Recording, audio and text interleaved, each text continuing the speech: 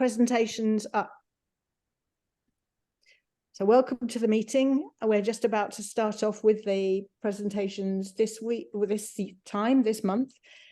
First from Victoria, then Janet, and then Jenny is going to report on some work she's been doing based on our information that we've submitted about health and well-being.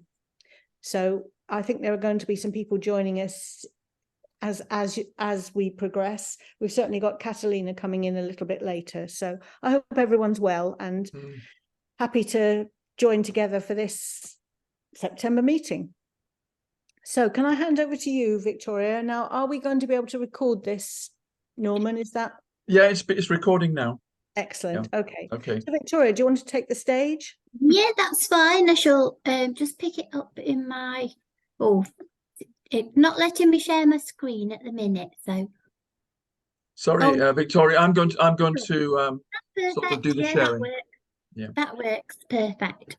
Right. If you could pop it on the slideshow view, Norman, if that's all right. Yeah.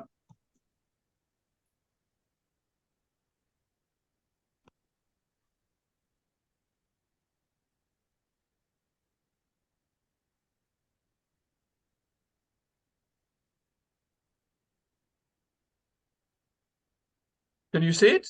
I can see it. I think it's jumped ahead a bit, I think.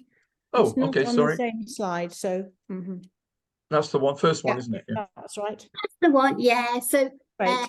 hi colleagues. I'll let you know at 10 minutes, Victoria. All right, yeah, that's fine. So this first slide is basically a holding slide, which was my original intentions, which we're looking at, I was specifically looking at goal 12, ensure sustainable consumption and production. So those are the things that you can see I was setting myself to have a look at that time.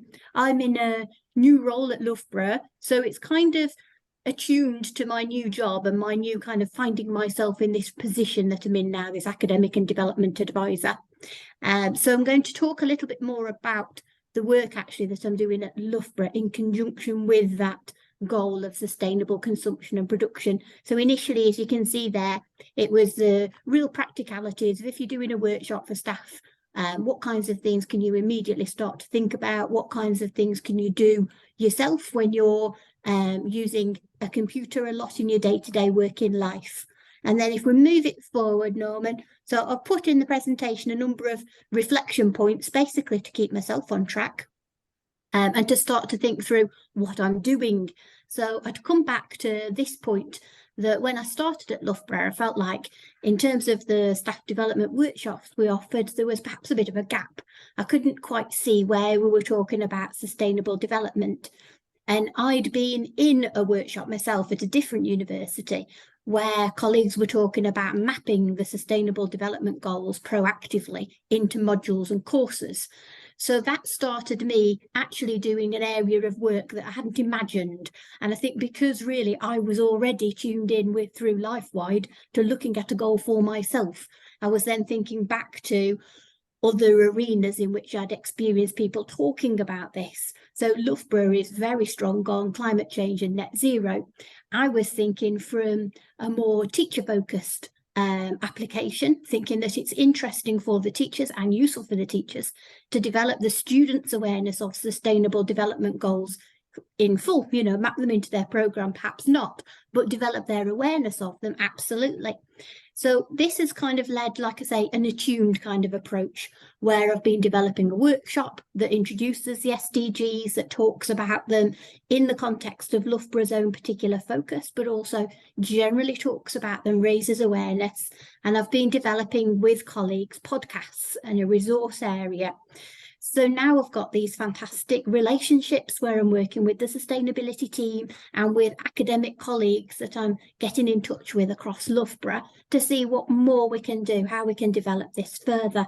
So like I say, I've moved from a specific goal actually to keeping the specific goal for myself, but then a broader application as I've experienced it in my own institution.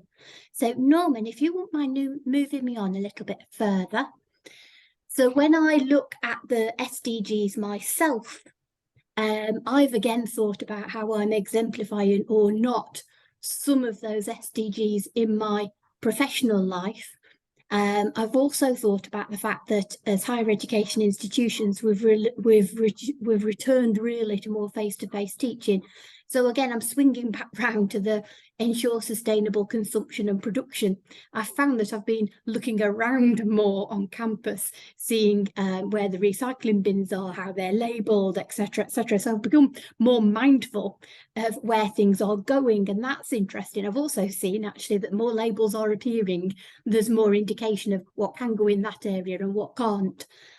What I'm thinking about is that actually this life-wide work will sit in the workshop, in that I will be saying to people, this is what I've been looking at, this is where I've got to, because as it's a staff development workshop and I come from a teacher education background, I always think that you should model and share with colleagues, not expect them to do something, you know, without any examples provided to them. So I'm going to use some of my personal experience and share that with them, because actually my starting point with them will be to get them to think about what are they doing in their personal lives, and then what are they doing in their professional contexts.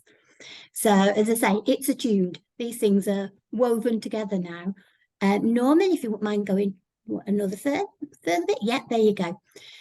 So the commitment to what I'm trying to do, well, it's galvanised, really. It's become a bit more about looking around, like I've said, and also some basic strategies, using Ecosia. It drops when I'm at work because it seems to be a little bit less intuitive, but it's what I'm using on my mobile. That's the one where you plant trees. So it gives you a nice little image where it says how many people have planted trees. Sharing links to OneDrive files is something I've been actively doing in a way that I wouldn't have thought about before. So I'm trying to reduce the loading the email with attachments and putting it in a shared folder, and then reorganizing some of that as well so that I'm clear which ones are shared. Like I say, I'm trying to be more mindful. In talking to colleagues, I'm also starting to read a bit more. So for instance, I don't know whether you'll be able to see on the screen here now with the slide showing, but something that one of my textiles colleagues has recommended to me is book The Future We Choose. It's absolutely fantastic. They use it in terms of scenarios. So I'll share that in a little while. We can move on, I think, Norman. So the enormity of the challenge, I think you can only do one step at a time. What I'm most interested in at the moment is making sure that the excellent practice that I know does exist at Loughborough in other areas, there's excellent work in climate change and net zero already, but I'm interested in all the other pockets of the teacher in their classroom or in their seminar, or in their lecture.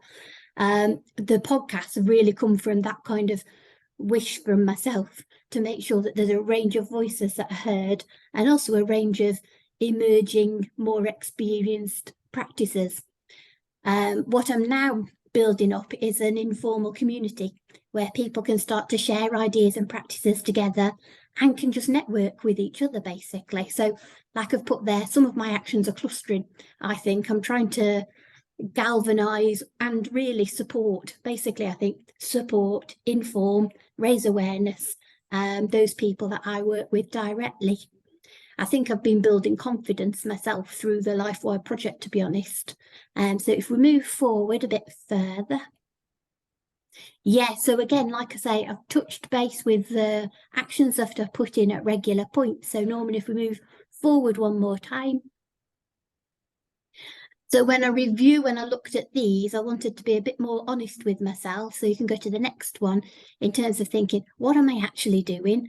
What have I not quite done yet? What do I get a little bit confused by? Because my overarching thing was I still feel like I've got some kind of logistical or IT literacy issues that I need to have a little think about. I'd like it to feel a little bit more straightforward to me to share folders, attachments, rather than on email, to use a search engine that's institutional, and just know a little bit more clearly how you can reduce that data load. I don't feel like I'm quite there yet. So if we move on another one. There you go. So my progress is still that's how to limit data, how to reduce energy and online use. There's definitely more that I need to learn. The how to switch or adapt from paper-based resources, sometimes in workshops, people will naturally go to things that are tactile, like flip chart, the post-its, the handouts. But actually, we've got spaces where there's whiteboards in the room. There's other things that we can be doing. So in that bottom bit, that's really just my own practical list to myself to think there are replacements. This is how I can replace those things rather than go to the things that we normally tend to go to.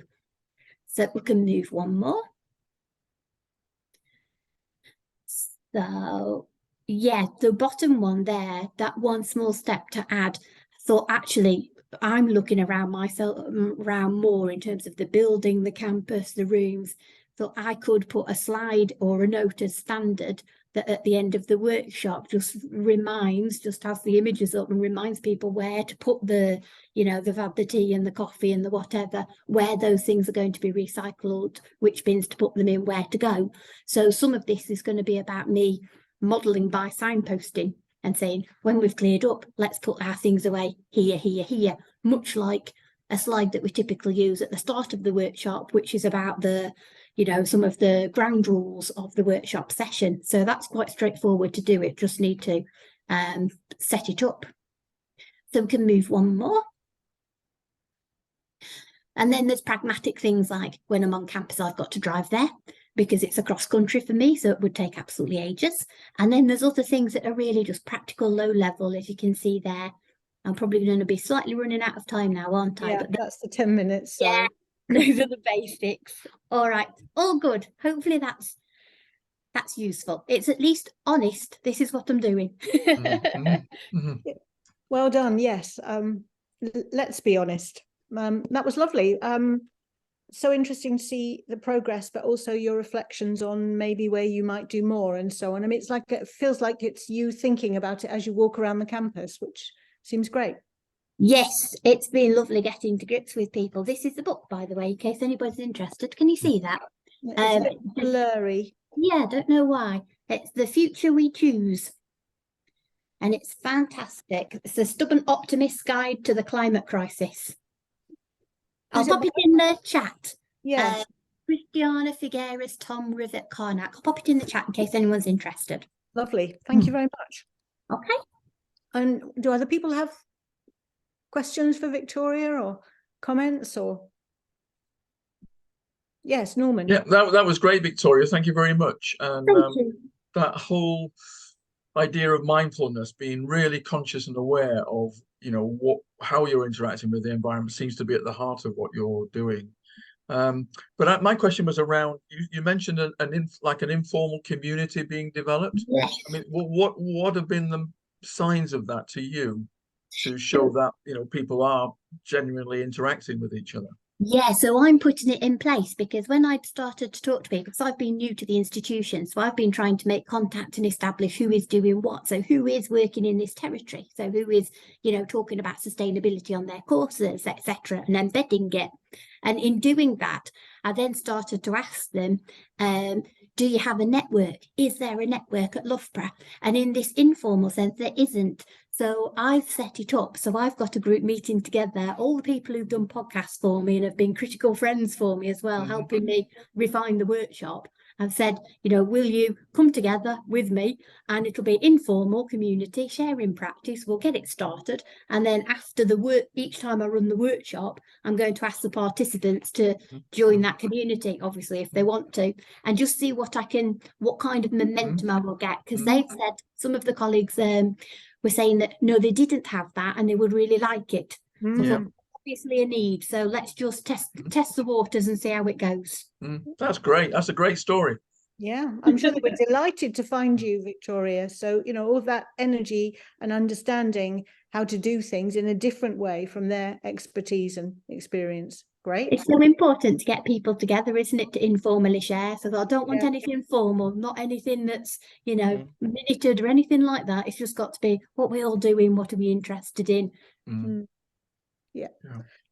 Yes, Janet. Yeah, thank you, Victoria. When you were talking about some of the things like doing workshops and using flip chart papers, like that's educational development stuff all the time, sticky notes. And I think this has come from after lockdown is we started using things like Jamboard and Padlet, and they're still hanging around. And I find that from that, you can actually keep that as kind of data kind of thing. Whereas the flip chart stuff that ends up in the bin. So yeah, the only tricky thing I think is when you're face to face, and then everybody has to get the laptop out, and then you're doing that. But yeah, but it's an interesting idea to keep that, and then something good that's come from lockdown, and these tools that we can use to try and cut down paper and sticky notes and all that kind of stuff. Absolutely, yeah. Yeah, great. That's Thank nice you. to hear. Yeah, thank you. Any other further questions for Victoria or comments? No, I just thought it was sorry. great. I was just wondering if any of the podcasts are available for people outside the Loughborough bubble. Oh, not yet. They're not yet live on my SharePoint page. We know they're all there, the little library. So not yet, but I can see if I can get permission for one or two to travel. Yeah, absolutely. Yes, Jenny. You need your sound on, Mike. Sorry, thank you, Victoria. That really is inspiring. I'm assuming that you're looking at this as a sort of cascading process, that you're starting with staff and then hoping that it's going to filter through the curriculum. Is that right? So I don't think I'm in that kind of position. So I have to work at the level that I'm at. You are right that will be the natural next focus. Whether Loughborough wants to take that next focus, I won't know. But other institutions, so I'm collaborating a little bit with a university that has absolutely done that and embedded the Sustainable Development Goals, which is De Montfort. I've got a contact there who's been a fantastic critical friend in the development of the workshop and the ideas. What we haven't got at the moment is a particular policy that I can attach it to, other than the climate change and net zero is the big thing. This bit of work that I'm doing is a bit broader and isn't yet kind of explicitly policy. It isn't badged yet as in being mapped in program documents or module documents. Whether that will come later down the line, that I don't know. How about working with a student union? Yes, they're my that's one of my colleagues that I've brought in alongside me. She started to talk to the student union because it's one of the people that I talked to. They were saying that actually their students are asking now, where is the sustainability in their course? What kinds of things are they going to be learning? Because they recognise that there's obviously there's wider employment opportunities for them. If they are up to speed, they're going to be able to offer that and understand the vocabulary of it and the principles of it. So yes, it's one step at a time in terms of me in my particular roles. I've not got that management level that I had in my previous work. So one step at a time and pushing at doors. It'll be really interesting to link agendas because the strategic development goals really range across an array of things, don't they? So it's kind of, there maybe is another community that will ally with you. Yes, at the moment, the sustainability team, they're fantastic. So we are coordinating together. So we interrelate, complement each other, but I don't overlap with they've got other training tools and packages that they provide. So it's kind of building those relationships, recognizing that I'm not even yet a year in the post. Slowly. Lynn, welcome. Sorry, I didn't welcome you before, but you have a comment? Just a quick comment, and just again to follow up what Jenny said about developing further. Maybe universities do take notice of what external examiners say about so find a useful ally in an external examiner. You probably have a few sitting there on this panel already. That's a useful thought, Glyn. Thank you. Okay, well, that's great. Thank you very much for starting us off, Victoria, and giving us some benefit of your journey. Thank you. So I think now, Janet, are you ready to tell us about your experiences so far, that would be great. Yes, absolutely. Okay, Norman. Yeah, Is perfect. that the first one? Well, yeah. So I'm changing tacks a little bit from Victoria. This is not really based in my work per se. It's more of a personal, individualistic journey or project. So I have long wanted to do some gardening, and now I have a backyard, so that's all good. My husband said that he would make some raised garden beds for me this year, so I could really do some more planting of fruits and vegetables really. So this first slide, or the next slide please, Norman, is my goals. So I set out to look at SDG 3 and 12. So a kind of same 12 as Victoria, but in a totally different way. Responsible consumption and production, I took that up about my vegetables, and the health and well-being, I'll talk a little bit about that as well, but I'm taking that to mean something on an individual level as well.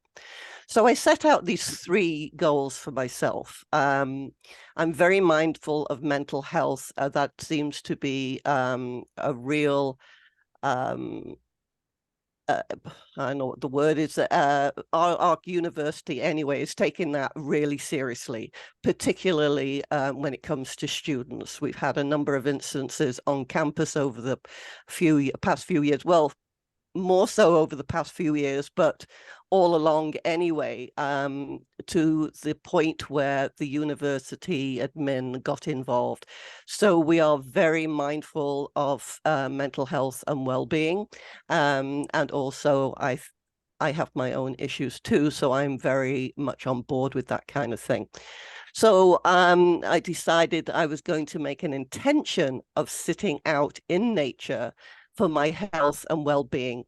I have recently taken a certificate from a neighboring university, the Wilfrid Laurier University, where they have a department for indigegogy, they call it, which is about Indigenous ways of knowing. And one of the courses in that program had us sit in nature to do an activity that was somewhat guided, but basically it was about sitting, listening, being aware of yourself and in nature, and how you are in nature, what nature is kind of saying to you, and reflecting on all that. So part of that goal number 1 was stemming from that activity.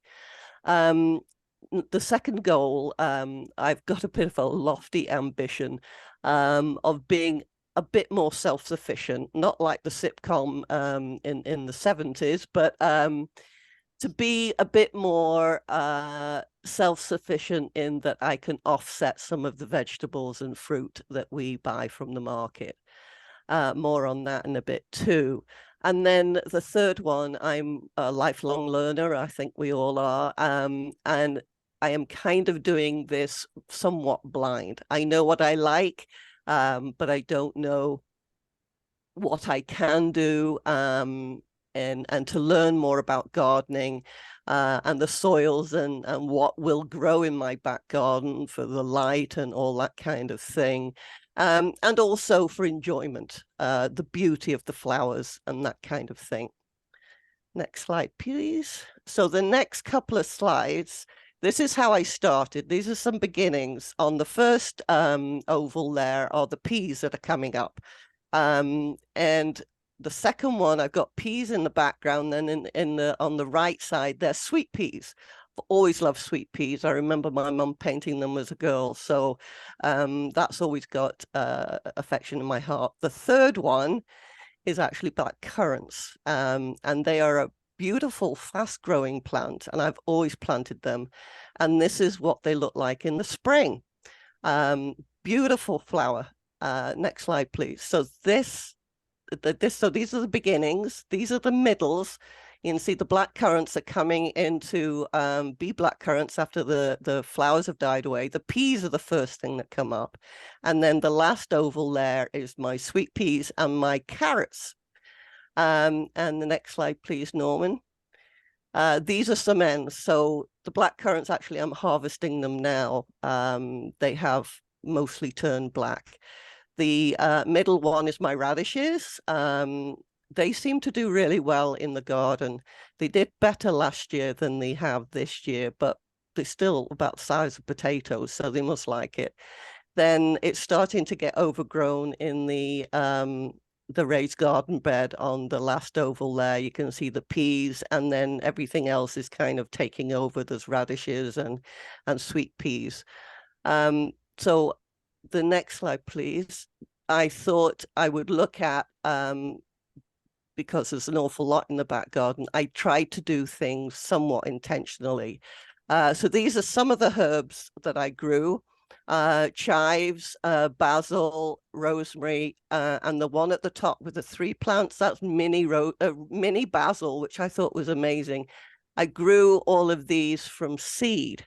Well, not the lavender. I can't seem to get that to grow from seed at all.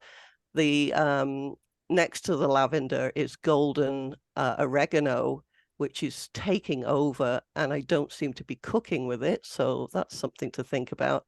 And then the very small picture, that is dillweed, the flower. Dill does really well in the garden. Anyway, there's some herbs, and in the next slide, there are some flowers. And this is what I found I kind of liked. And just recently, I found my husband doesn't. But I like the flowers kind of growing into each other and growing together. So I've got pansies and nasturtiums. I've got honeysuckle with weigela and the golden oregano. I've got some sweet peas, and I've got poppies in with sweet peas and nasturtium. And I've got everything kind of growing in together. And I like that kind of thing. But yeah, I didn't know my husband didn't like it. So anyway, that's another lesson learned. So there's some flowers. The next slide, please. The other thing I have been finding out is I don't always get to harvest my my crops in the garden, particularly the strawberries. We have a variety of wildlife out in the backyard. We have a lot of chipmunks, black squirrels, fair number of birds, and the occasional bunny rabbit. So I find that I haven't, because the strawberries are in a pot and they're low, the chipmunks get them. Haven't had one off them at all. This year, I've had the black currants in for 4 years, and I'm inundated with black currants now because I actually put a net over the things, so the birds couldn't get them all summer until now I've taken it off. And the rabbits eat stuff too. But the other things I have been trying to do, and I'm kind of saying that this is my give back, I'm giving back to the wildlife, but I have been intentional in planting flowers for that attract the bees for pollination. Lavender, I try to grow lavender all the time. I seem to be getting there a little bit more, and the honeysuckle has done really well too. So I have a lot of bees in the garden, which is good and bad. Next slide, please.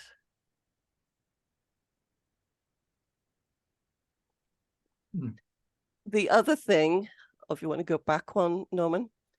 The other thing I have been finding is that I am using the flowers in my art, and I've recently discovered resin art. So I'm having a lot of fun using the flowers in the garden. I'm drying them and pressing them and creating jewelry from them, and coasters. I've got coasters on there. I'm also going to make paperweights and that, because the honeysuckle flowers don't do well. They're great when I dry them, but they don't do well squashed. So I think I'm going to do paperweights and things like that. But one of my favorites is lavender. So I've got lavender in a lot of things. And I love Alice in Wonderland. Who doesn't, right? So with the heart on the top is the Cheshire Cat with some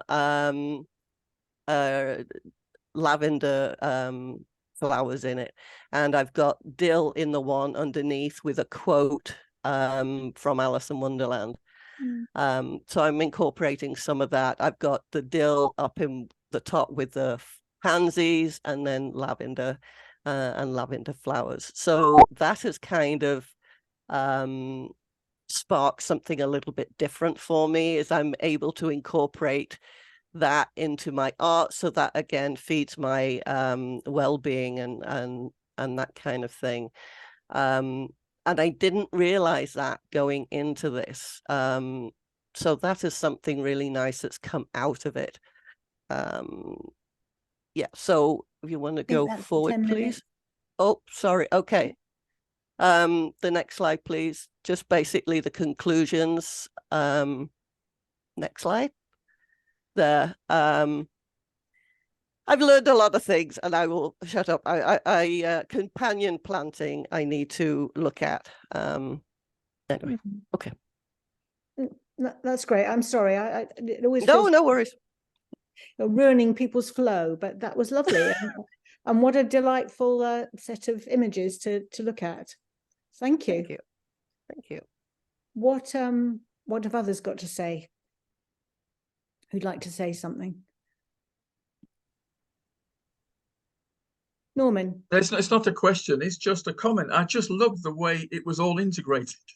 You know, your well-being linked to the growing, linked to the just being in nature, seeing what was happening, the wildlife interacting, your art. It just seemed to be all integrated, and it was a lovely way of viewing how we embed ourselves in this sort of SDG stuff. Just a comment. Yes, very nice. Thank you. Any questions for Janet? Yes, Glyn. Put your mic on. Thank you. To comment first, Janet. I liked very much how it resonated. Okay. Well done. But that aside, I think it was really well integrated, and I felt total consonance with some of the things that I have also experienced. So thank you, and I might steal some of your ideas too. No problem. We've got that recorded, Janet. So thank you. Your permission. Jenny. Yes, I'm absolutely enthralled by what you've achieved. And for me, what's interesting is how your creativity has actually been sparked in, through your contact with nature. And I think it is a cyclical process. Thank you. It's interesting because I didn't get to talk about this, but I also found out that I had a need to nurture the garden. So I couldn't just sit and enjoy. Well, I could, but I also, oh, that plant needs this, take that off. Yeah, I was playing all the time, and it was kind of, is this now my child's grown? I have to nurture the garden. Well, maybe it's a very natural thing to do. You've obviously discovered your green fingers. Thank you. Any other thought? Oh, sorry, Victoria. No, you're all right. I was envious of the jewellery creation and all of the planting. I was thinking how much the learning is running alongside it. That this is all sparking our curiosity, isn't it? Because that's been a lot to do with some of the moves that I've made. It's that we get more and more curious, and we read a bit more, and then we want to find out a bit more. I thought that's absolutely there, fully present in your own presentation, Janet. It was lovely. Thank you. Thank you. I think it's Alice who says curiouser and curiouser. Absolutely. Sorry, I think, Glyn, were you? And Dory. Do you want to go next, Dory? Yeah, I just thought both of these examples are just lovely examples of the life-wide learning. And I was struck by something you said about the certificate of Indigenous ways of knowing. I'll pop something up my attention was drawn just over the last couple of days to an Indigenous interpretation of the donut economic model, which might tie in as well with what you're doing. But it was just great. Oh, thank you. Yeah, yeah. Thank you. And sorry, Glyn, you were also. Yeah, I just wanted to add, I was reminded while you were talking about a song that when I was teaching in the primary schools, we used to sing, and it was the first verse was, "In the morning early I go down to the sea, and I see the mist on the shore. I listen and I listen." And I wanted to just reinforce how important what you said about listening in the natural surrounding to the natural surroundings. And there's far more than we ever possibly can think about. There is never silence. Mm, If Absolutely. Yeah. yes. Norman. Yeah, Janet, you just triggered something then when you said playing, and I'm wondering to what extent play features in all our efforts, really. That in a sense we have projects and they have quite serious, purposes behind them, but beyond all that is a lot of our well-being tied up with the way we play with these things, play with the ideas, we play with the environment we're in. Is play fundamental to what we've been doing? Is a question which perhaps we can ask in the final stage. Yes. I think that, sorry. Yeah, Sorry, I no, go think ahead, it's Janet. I think it's integral. Because with that creativity, there's I can never pronounce the thinker's name, but he talks about flow and being in flow, and I think that happens in play and creativity. And yeah, I mean, I think back to when I was a child, and it's so much different, or what play is different now. I'm almost feel guilty if I'm enjoying something. Like, it shouldn't be like that. Yeah. Yes, exactly. Glyn.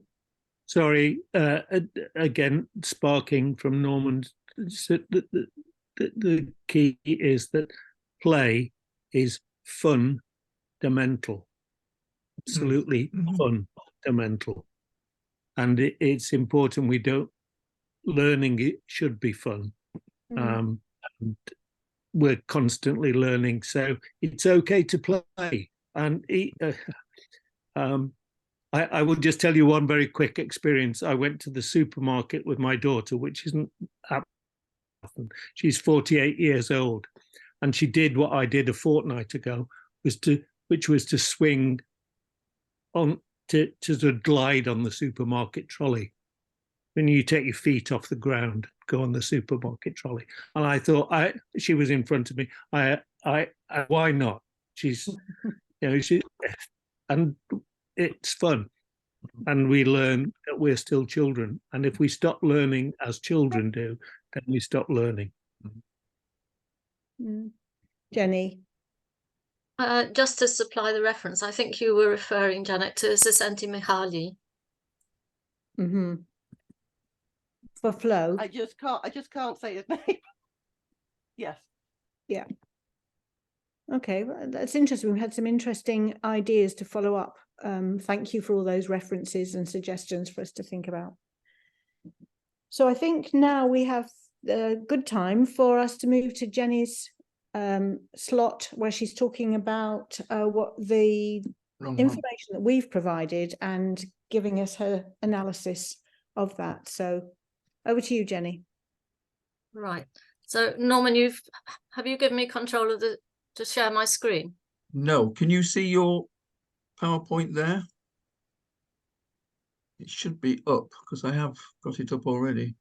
I can't see it. But I want to press the button at various times to move on. Can I do that if you're in control? No. Can I share my screen then? You can if I give it to you. Just hang on a minute.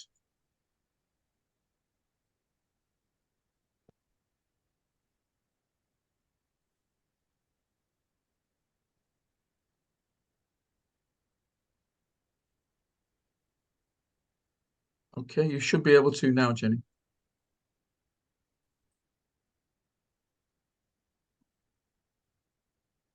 Yes, you're the host now, Jenny. Okay, let me just go back to.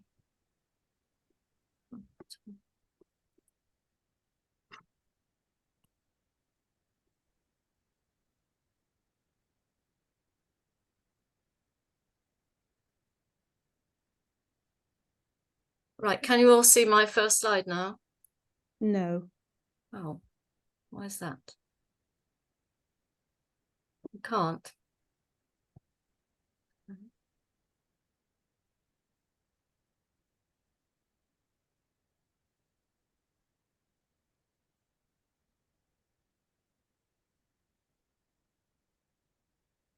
You can't see my screen. No, we can see you. Oh dear, why is that?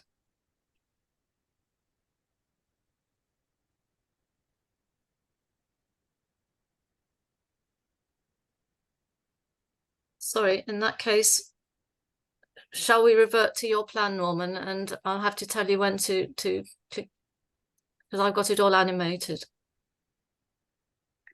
Yeah.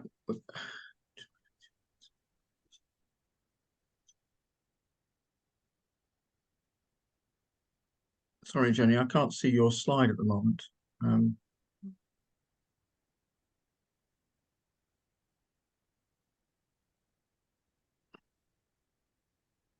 Oh, hang on a minute. I'm going back to my, can you see my screen now? Yes. Yes, we yes, can. yes. Yeah. You're Right. not in presenter mode, but we can see it. Yes. Okay, well, Right. let's go from there then, shall I?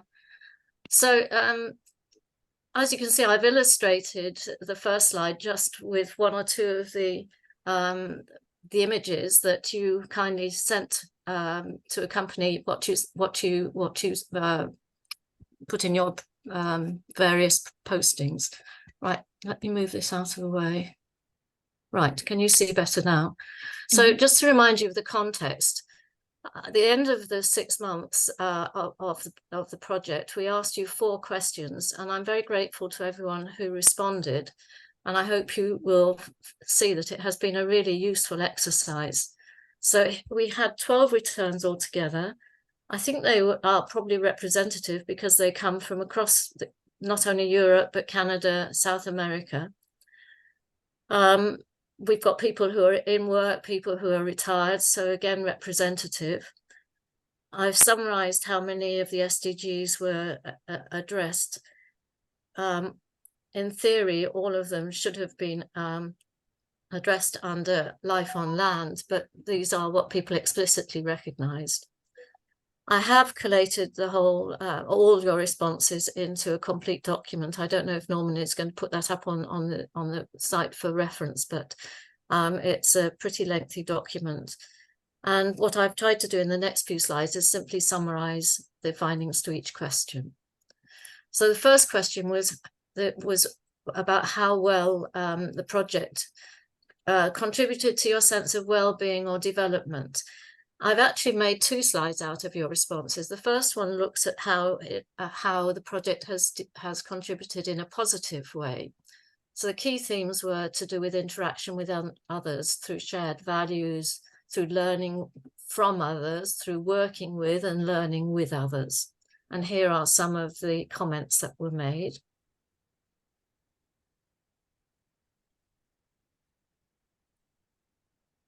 The second theme was to do with self-fulfillment. And here it was recognition, either your own recognition or external recognition of achievement, new learning, having a new role. And here we have some comments. The next theme was outcomes. So the sense of sensitization, greater awareness, being in touch with nature, what Glyn was just talking about a few moments ago. Also, of course, the community development and improved health and well-being, which we've seen from what we've just been discussing. Creativity also. I was thinking particularly there of the use of the flowers for jewelry. And here we have some comments.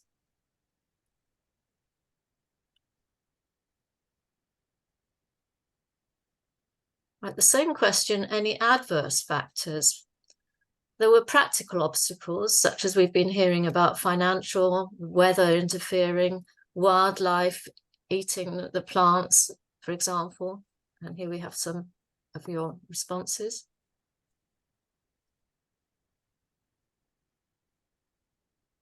And then the other things were to do with attitude, values. Unresponsiveness of others was one thing. The divide between those who are pro SDGs and those who are really not interested at all. And a couple of comments on that.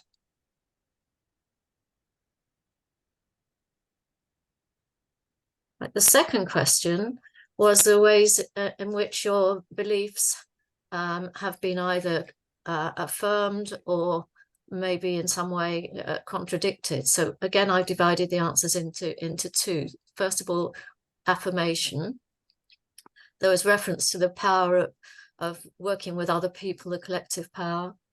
The fact that we need patience and perseverance. It takes time and effort to achieve anything. That individual or small actions can be effective, as we've seen again this evening. A sense of needing to leave a legacy. And then there were comments which showed unanticipated impact or change. And I think Glyn and I perhaps came at it from a very spiritual perspective, as we'll see in the later slides. Some comments again.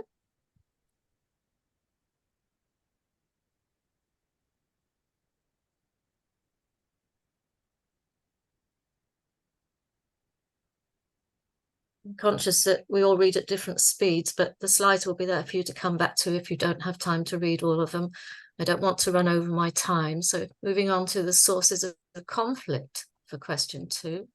Practical things, again, the same things that we had a moment ago: time, scale, knowledge, limitations of knowledge. And then some personal elements such as self-belief.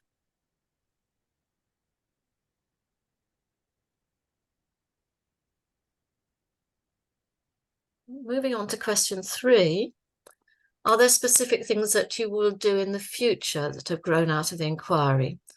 Well, again, I've grouped answers here. There were people who commented on how they will continue what they've been doing, expanding as well on what they've been doing. So developments that have led naturally from their projects. Some comments here.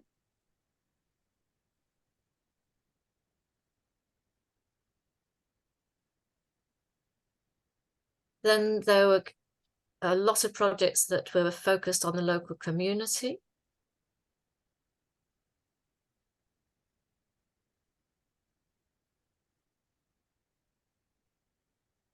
Then there were others which were related to values and expectations.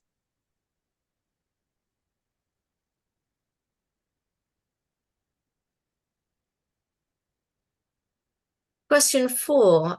As a result of this, have your attitudes changed? Are you more or less committed? Well, I'm pleased to say that no one said they were less committed. So looking at commitment, first of all, we had comments that showed that commitment hadn't changed, perhaps not because people weren't committed, but because there was already a high degree of commitment. Others said that commitment had been reinforced by what they've been doing. Others still said that it had increased.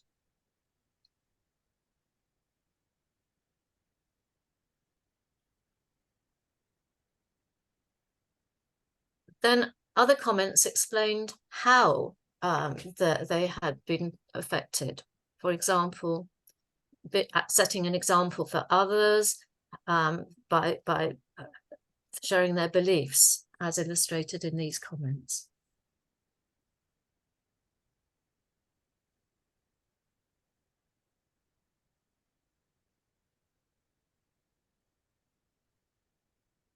So I think you'll be aware that obviously this has been an overwhelmingly positive experience. I personally found it quite astounding how I developed in the course of things in a spiritual way. We have proven, I think, that small micro level projects can actually have an impact if we are able to come to terms with the time and all the other constraints that we've seen in the previous slides. And if you'd indulge me just for a couple of final comments, one is from me.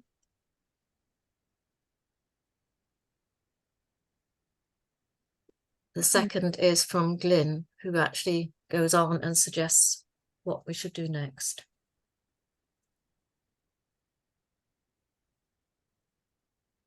So thank you all for your contributions, and over to you now for any comments.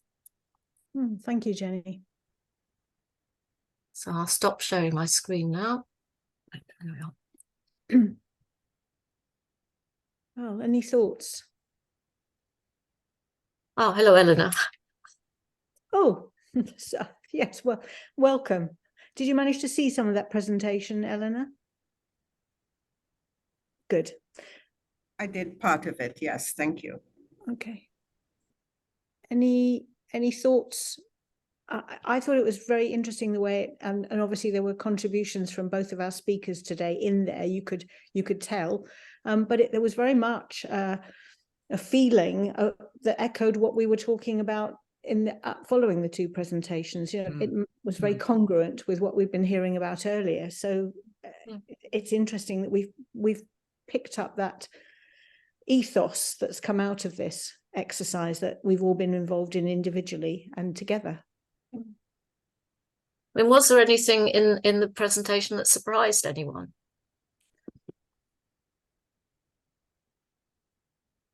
I'm surprised, Jenny, for you that you've had a difficult time and such a good time. And maybe that's true for others, but you've had some challenges, health challenges and life challenges, you know, we might all have had, but it seems to have really been a very positive thing for you.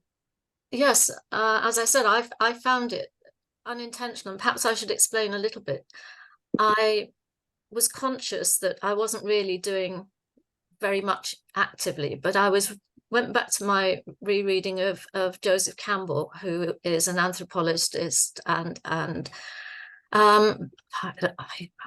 a polymath, really. By rereading his work, I found so many of his comments about how we are made of the same matter. I'm speaking very simplistically here, but we're basically the same matter as the earth that we walk on, or the dog that we take for a walk, or whatever else, and that we're indivisible. And sort of working around that idea brought about a reassurance to me and a renewed interest in the SDGs. I think if you're interested in life per se, then you've got to be thinking on a wider scale than just our own individual lives. I can see Glyn's nodding, but I did feel that Glyn in particular, you and I were coming at it from a more spiritual perspective. Maybe you're owning the spiritual, maybe others have also had spiritual journeys, but maybe are not owning it as much or foregrounding it so much. Yeah. And I'm conscious that it's also almost a substitute. It's a compensation for not feeling I'm contributing in other ways. And you said about life difficulties. One of the ways I cope with them, I suppose, is by retreating into academic work. So that's my coping mechanism. Norman. Yes, thanks, Jenny, because I know you did this at quite a late stage. And I'll post your document on the web page and send a link to everybody so that we can see how people constructed, you know, their responses to the questions based on their own interactions. But going back to what Janet said before, and perhaps the link with creativity, I think this whole idea of playfulness maybe is pervades the whole thing. And the other thing that I think pervades everything is relationships to what we've been doing to our environment, relationships to each other. I think, you know, one of the major reasons for the benefits we get from this, I think, is from interacting with each other in these monthly meetings, for example, but also things that we've shared throughout. And the telling of the stories each week, to me, has been a fantastic, gave me great perspectives on what how other people are approaching this and how the way they're interpreting it.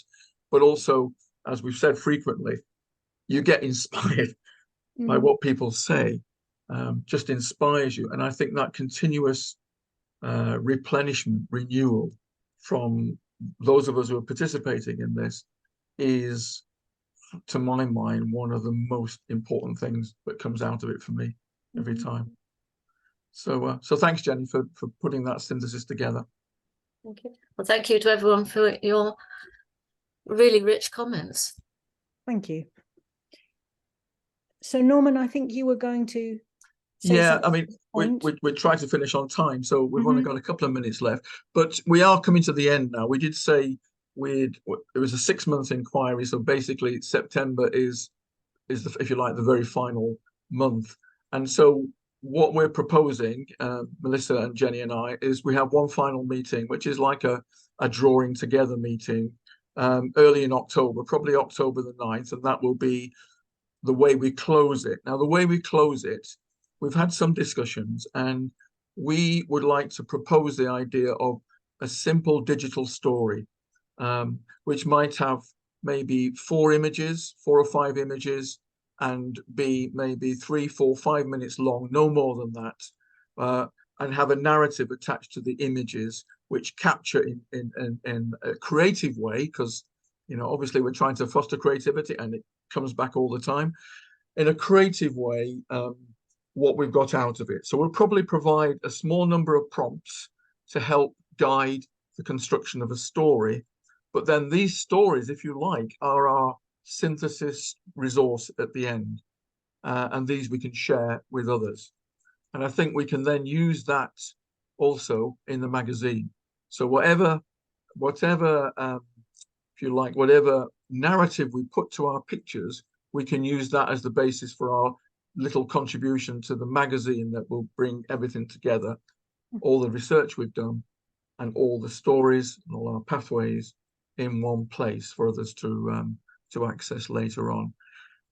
And I can just we'll send a little guide around with some prompts in it early, well, the next few days, by the end of the week, if that's something that you feel would be a nice way to round off. So I'll just shut up and just see what your reactions are. Do you think a short digital story that we can exhibit, if you like, have a gallery of, and combine that with those contributions for the magazine would kill 2 birds with 1 stone? It looks like there's a lot of support for that. Now, I suspect people might need a bit more help in thinking about the digital story, but we can do that. Yeah. That sounds a great way. It's Brilliant. a gallery or a patchwork quilt, and there's something about the patchwork quilt that, given the things we've been looking at today, that I think is also a nice image. So yeah, is that okay with everybody? So I suppose we should now finish, since we're pretty much on time, and possibly the first time we're pretty much on time. But I'd just like to say thank you to everybody, and thank you for another playful hour. I look forward to these meetings as part of the project, as we've been saying, not necessarily just a reporting mechanism. It's actually a source of inspiration and ideas. So that's lovely. Okay. All right. Thank you very much. Stay well, and hopefully see you in October. Bye-bye. Thank you, Melissa. Bye-bye, everybody.